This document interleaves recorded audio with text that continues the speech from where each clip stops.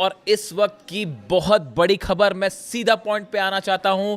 Iran ने अपने defence system से अमेरिका की टॉम हॉक मिसाइल को गिराने का दावा किया है। देखिए, ये बहुत बड़ी खबर है। जो लोग डिफेंस इंडस्ट्री से जुड़े हैं, जो इस बात का मतलब समझते हैं कि अगर अमेरिका की टॉम हॉक मिसाइल तबाह करता है ईरान, तो ये ईरान की इस जंग की सबसे बड़ी कामयाबी में से एक है। देखिए, ऑलरेडी अमेरिका इस बात से हैरान है, डोनाल्ड ट्रंप परेशान है, पीट हेगसेथ हैरान है कि कैसे ईरान की जो मिसाइल्स हैं उसने पेट्रियट सिस्टम तबाह कर दिया है, थार्ड सिस्टम तबाह कर दिया है। और उसके बाद अब खबर आ रही है कि अमेरिका की टॉम हॉक मिसाइल को मार गिराया है ईरान ने। जो खबर है पहले उसकी चर्चा करें। The Islamic revolutionary guard corps claims its air defence unit intercepted and destroyed a US made Tomahawk cruise missile over Khanuj in Iran Kerman province before it could reach its target.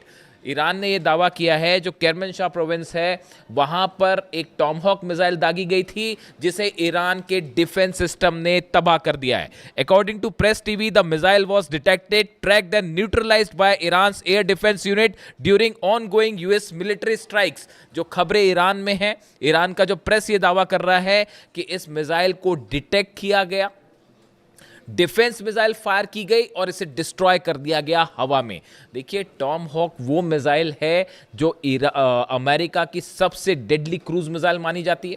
और जब इस तरह की खबरें आ रही थी कि Ukraine में टॉम हॉक मिसाइल तैनात होने वाली हैं, तो पुतिन ने जो है वो हाहाकार मचा दिया था कि अगर यहाँ पर आई तो मैं हमला कर दूंगा सीधा यूरोप पर। यहाँ तक धमकी दे दी थी उन्होंने। अब ऐसे में आप देखिए, ईरान का ये दावा है टॉम हॉक मिसाइल गिराने का। आप एक बार, अगर टॉम हॉक मिसाइल इतना अहम क्यों है ये पूरा मामला, अगर आप टॉम हॉक मिसाइल्स की जो फीचर्स हैं उस पर डिस्कशन करें। एक तो ये अपने साथ करीब 500 किलो तक का वॉरहेड लेके जा सकती है, यानी 500 किलो तक का बॉम्ब अपने साथ लेके जो है वो ट्रैवल कर सकती है।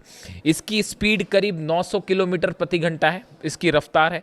ये बेहद कम ऊंचाई पर उड़ती है, क्रूज मिसाइल है, यानी महज कुछ मीटर ऊपर ज़मीन पर उड़ती है। इसकी वजह से इसे डिटेक्ट करना, डिस्ट्रॉय करना बेहद मुश्किल होता है।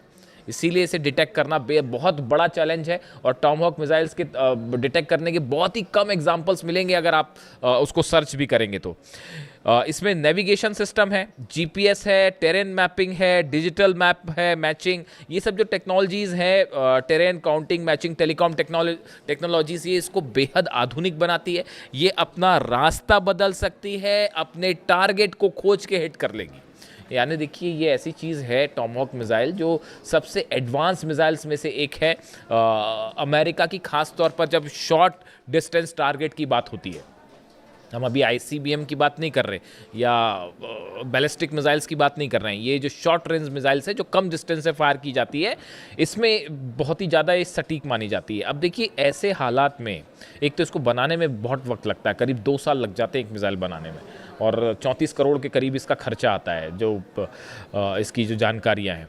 अब देखिए, इस पे जो है, इसको डिटेक्ट करने का मतलब ये है कि ईरान के पास, देखिए, ईरान ने दरअसल पिछले, अगर आप 7 दिन की बात करें हमलों की, देखिए कभी भी कोई भी खबर को जब आप एनालाइज करते हैं तो 2 तरीके से, 2 स्तर पर होती है।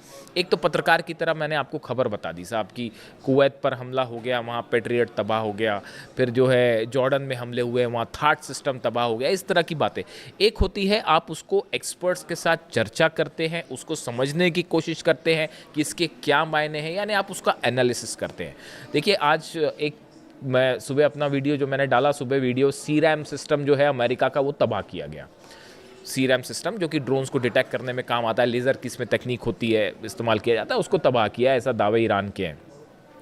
उसमें बड़े सारे कमेंट आए कि आप जो है ये नहीं बताते हो कि ईरान में कितनी तबाही हुई, आप अमेरिका की तबाही ज़्यादा क्यों बताते हो। मैं इसका एक जवाब देना चाहता हूँ। देखिए, आप अगर मीडिया को देखेंगे तो आपको बड़ी आसानी से ये डिटेल्स मिल जाएंगे कि ईरान में कहाँ हमला हुआ है, ईरान में क्या तबाह हुआ है, ये बताने वाले आपके पास बहुत सारे सोर्स हैं।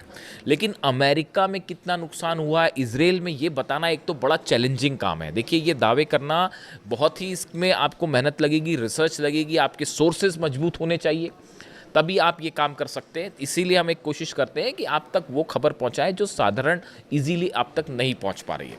दूसरी चीज़ ये है कि ईरान के जो हमले होते हैं अमेरिकन बेसिस पे या इजराइल में या मिडिल ईस्ट में, यहाँ से खबरें निकालना बड़ा मुश्किल हो जाता है, क्योंकि मीडिया कवरेज पर बैन लग जाती है इन देशों में कि आप जो है वो मीडिया कवर नहीं कर सकते।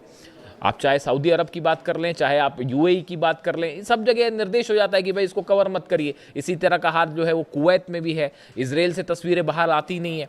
तो इन हालात में यहाँ से खबरें निकालना बड़ा मुश्किल होता है, लेकिन उसके बावजूद हम ये कोशिश करते हैं। इसीलिए ज़्यादा खबरें ये होती हैं कि ईरान ने कितना नुकसान पहुंचाया, बात नंबर 1। बात नंबर 2, कई बार आप सिर्फ खबर ही नहीं बताते हो, आपको स्टैंड भी लेना पड़ता है कि क्या चीज़ सच है, क्या चीज़ सही है, क्या चीज़ गलत है। अगर 168 बच्चियों पर टॉमहॉक मिसाइल से हमला होगा तो उसकी आलोचना भी होगी। वो मैं सिर्फ खबर ही नहीं दूंगा, उसकी आलोचना भी करूंगा, और जितनी हो सकती है उतनी करूंगा, क्योंकि आप सिर्फ हर बार सिर्फ एक खबर देने तक सीमित नहीं रह सकते। आपको ये भी बताना होगा कि क्या चीज़ सही हो रही है। अगर बच्चे मर रहे हैं फिलिस्तीन में तो उसको बोला जाएगा कि ये जेनोसाइड है साहब। अगर छोटे छोटे बच्चे मर रहे हैं, 30,000 बच्चों को अगर फिलिस्तीन में भूखा मार दिया जाए तो वह सिर्फ खबर बताने तक कम से कम मैं तो सीमित नहीं रहूंगा। मैं ये भी बताऊंगा कि ये जेनोसाइड है और इसकी आलोचना की जानी चाहिए। ठीक है, तो ये भी बात होती है। दूसरा, आप जब खबरें निकालते हैं वो आपको पता ही है। देखिए, मैं इस बारे में कुछ नहीं कहना चाहता। ये इस वॉर के दौरान की करीब 20 से 25 खबरें ऐसी हैं जो हमने प्रिडिक्ट की और वो बिल्कुल सही हुई। जिस दिन अली खामेनी साहब पर अटैक हुआ था, इस तरह की चर्चाएं शुरू हो गई थी कि बस अब तो हार गया ईरान, अब तो हार गया ईरान। हिंदुस्तान में शायद इकलौता हमारा पॉडकास्ट है जिसमें हमने ये कहा था कि आप जंग करके देख लीजिए, ईरान कभी नहीं हारेगा। 5 महीने बाद आप कहाँ खड़े हैं देख लीजिए। हकीकत जानना चाह रहे हैं आप? थार्ड सिस्टम के ऊपर मिसाइल गिरी है, चेक कर लीजिए जाके। तस्वीरें आएंगी बाहर जब आएंगी सैटेलाइट से, ये मैं दावा कर रहा हूं आपको। थर्ड सिस्टम के ऊपर मिसाइल गिरी है। पेट्रियट सिस्टम 3 जगह तबाह हुए हैं। मुझसे कोई कह रहा था कि आप बार बार पेट्रियट, भाई साहब कुवैत में अलग पेट्रियट सिस्टम तबाह हुआ है, बहरीन में अलग तबाह हुआ है, जॉर्डन में तबाह हुआ है। जॉर्डन में तो जहां लगा था ना पेट्रियट सिस्टम, उसके ऊपर खुर्रमशहर 4 मिसाइल गिरी है। पता कर लीजिएगा जाके, अभी दावे आएंगे। 30 प्लेन पिछली बार गिरने की हमने बात कही थी, निकले 42 प्लेन्स गिर गए थे। और इस बार भी अभी बार बार हम कह रहे हैं कि जॉर्डन में बड़ा नुकसान हुआ है। F-15 एक गिरने की और एक जलने की बात आ रही है, अभी आप देखते जाइए। अभी जब ये सीनेट कमेटी बैठेगी और 6 महीने बाद बताएगी कि जॉर्डन के बेस पर क्या हुआ, कुवैत के बेस पर क्या हुआ, बहरीन के बेस पर क्या हुआ, तब पता चलेगा। लेटेस्ट जो अपडेट आ रही है कि कुवैत में जो है वो कुवैत की सेना का एक मिलिट्री का बेस है, उसके ऊपर ईरान ने हमला किया है। लेटेस्ट जानकारी बता रहा हूं मैं आपको। कुवैत में मिलिट्री बेस पर अटैक हुआ, लेकिन वो मिलिट्री बेस ऑपरेट अमेरिका कर रहा था, सैनिक अमेरिका के थे, वॉरहेड्स वहां पे जितने भी युद्ध से जुड़ी चीजें थी वो अमेरिका की थी। उसके ऊपर सीधा स्ट्राइक हुई है, मिलिट्री सेंटर के ऊपर सीधा कुवैत पे स्ट्राइक हुई है। और ईरान का दावा है बड़ी संख्या में वहां भी सोल्जर्स घायल हुए अमेरिका के। अब ये बातें कोई स्वीकार करेगा नहीं, लेकिन निकल के आती हैं, तो आपको ये सब चीजें कैलकुलेट करनी पड़ेगी कि भाई कैसे हुआ। इसीलिए ये टॉमहॉक मिसाइल वाला जो है, देखिए, अगर आपने टॉमहॉक मिसाइल मार के गिरा दी, मान लीजिए अगर ये खबर सच है जो ईरान दावे कर रहा है, ईरान के दावे जो हैं कि भाई हमने टॉमहॉक मिसाइल गिरा दी। अब अगर टॉमहॉक मिसाइल गिरा दी और अगर ये खबर सही निकल जाती है, तो आपको फिर ईरान के उन दावों को भी मारना पड़ेगा कि साहब थार्ड उड़ा दिया है और पेट्रियट उड़ा दिया है।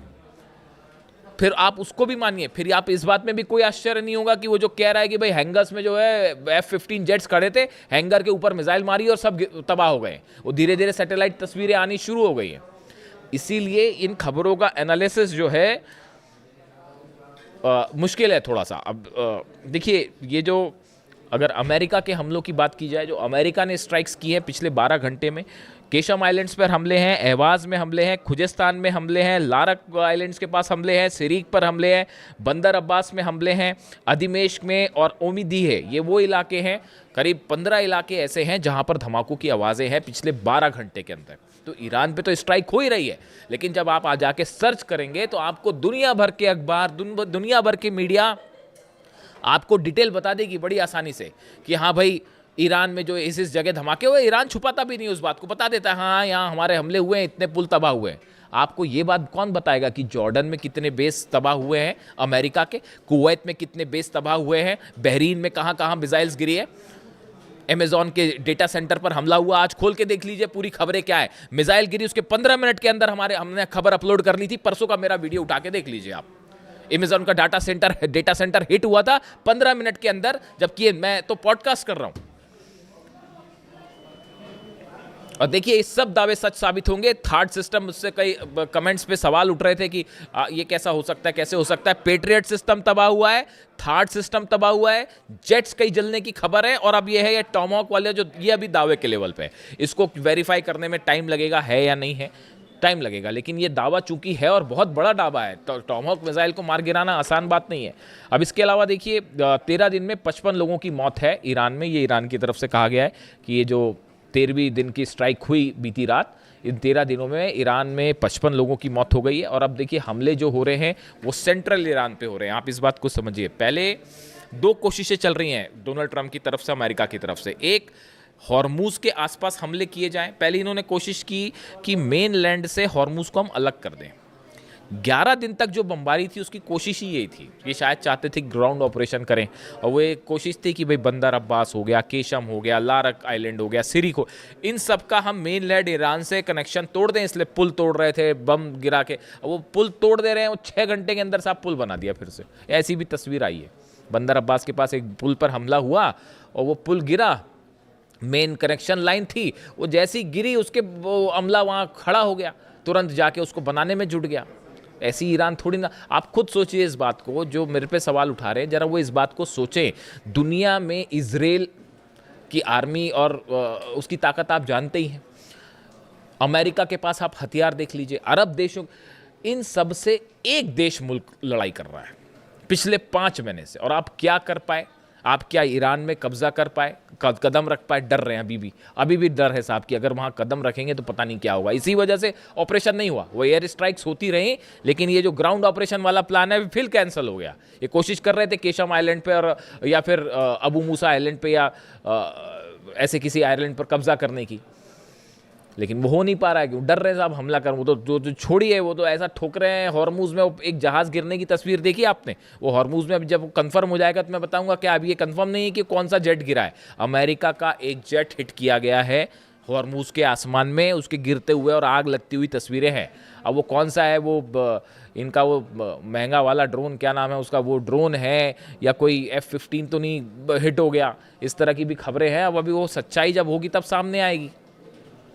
MQ-9 रिपर ड्रोन तो ऐसे गिर रहे हैं जैसे बच्चे मार के गिरा देते हैं, पतंगों को गिरा देते हैं, खींच के काट देते हैं, वैसे रिपर ड्रोन्स गिर रहे हैं। पता नहीं कितने अरब का है वो। तो अब वो रिपर ड्रोन गिरा है या फिर F-35 F-15 जो है वो फिर से डाउन हो गया है हॉर्मूज में। उसकी तस्वीरें हैं, अब देखना पड़ेगा उसमें सच्चाई क्या है। और वो लाल सागर के आसपास जो है, अलग से वीडियो कर दूंगा मैं, वो लाल सागर के आसपास ईरान ने अपनी बैलिस्टिक मिसाइल तैनात कर दी है। वहाँ सिर्फ हूती का खेल नहीं है वहाँ पे। तो बड़ी सीधी सी बात है, हूती मतलब पीछे रूस बैक कर रहा है, ईरान बैक कर रहा है हूतीस को। और 2 अरब के 2 जहाज़ ठोकने का मतलब है क्यों नहीं हुआ हमला? अब तक कर देते हमला, सऊदी अरब हमला कर देता, और ईरान ने अपनी मिसाइल्स लगा रखी हैं वहाँ पे कि यमन पर हमला करोगे तो ये लो नतीजा। अब ये डोनाल्ड ट्रंप जो कह रहे हैं, जो नया बयान आया है कि बड़ा ही मतलब मैसिव अटैक करने वाले हैं और ईरान पर ऐसा हमला होगा कि बिल्कुल तबाही मच जाएगी, ईरान ने भी उसकी तैयारी कर ली। कि आप पिकेक्स माउंटेन पर देखिए कहानी क्या है, जो मेरे को समझ में आई अब तक बात। ये जंग बहुत ज़्यादा तो नहीं खींच सकते डोनाल्ड ट्रंप, ये बात तो तय है। बड़ा नुकसान हो रहा है अमेरिका को, ईरान से कई गुना ज़्यादा नुकसान हो रहा है अमेरिका को, समझ रहे हो आप? तो ये ज़्यादा दिन जंग खींचेंगे नहीं, मुझे ये लगता है। पता नहीं, अभी मैं समझ पा रहा हूँ जितना, कि डोनाल्ड ट्रंप का प्लान ये है। आप इस बात को याद रखिएगा, अगर ऐसा हो जाए ना तो हम फिर बात करेंगे कि वो दावे भी याद रखने पड़ते हैं, कई बार बताना भी पड़ता है, क्योंकि बड़ी भ्रमित खबरें आती हैं, भ्रम फैलाने वाली खबरें आती, तो उसके बीच में कोई दावा करना बड़ा ही मतलब उसका काम होता है। तो अभी मुझे ये लग रहा है कि ये पिकेक्स माउंटेन पर हमला होगा।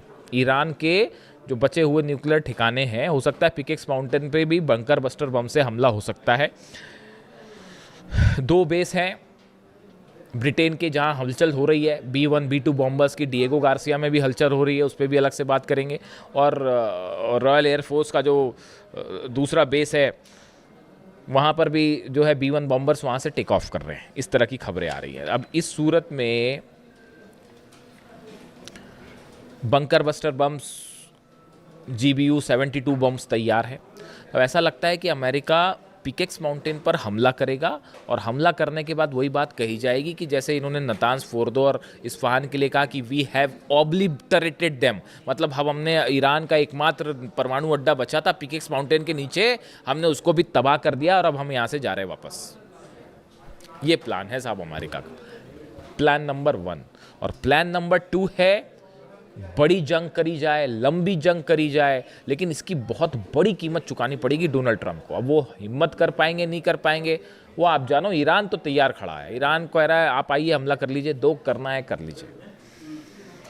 आपने 28 तारीख को वो कर दिया है जिसके बाद ईरान के अंदर से डर खत्म हो चुका है। अली खामनी साहब को आपने असैसिनेट करके ईरान की 9 करोड़ जनता को आपने अली खामनी बना दिया है। हकीकत सिर्फ ये है। आप ईरान के लोगों के मेरे वीडियो में कमेंट्स आते हैं, जब इंटरनेट खुलता है वहाँ इलाकों में, तो वो वहाँ भी बड़ी अच्छा, ये मैं बड़ा शुक्रगुजार हूँ इस बात के लिए। मेरे पास ईरान से कमेंट आते हैं, I am so thankful for them. वो वहाँ पे ईरान में वीडियो देख रहे हैं, जो हिंदी जानते होंगे वो देख रहे हैं। एक भाई साहब का एक दिन कमेंट आया, वो तो बहुत ही बड़ी बात थी कि हम जो है वो तेहरान में आपका वीडियो देखते हैं और जो लोग फ़ारसी जानते हैं उनको उसका अर्थ समझाते हैं। ये तो बहुत ही बड़ा कॉम्प्लीमेंट था, बहुत ही बड़ी बात है। तो खैर, तो अब हालात ये है कि डोनाल्ड ट्रंप पिकेक्स माउंटेन पर हमला करने की तैयारी में, और ऐसी भी खबरें आ गई हैं कि ईरान की तरफ से बड़ी वार्निंग दे दी गई है कि अगर हमारे पिकेक्स माउंटेन पर हमला हुआ, जाग्रोस पर हमला हुआ, तो बाकी तो पता नहीं तेल अवीव नहीं बचेगा। तेल अवीव पे हम सीधा हमला करेंगे।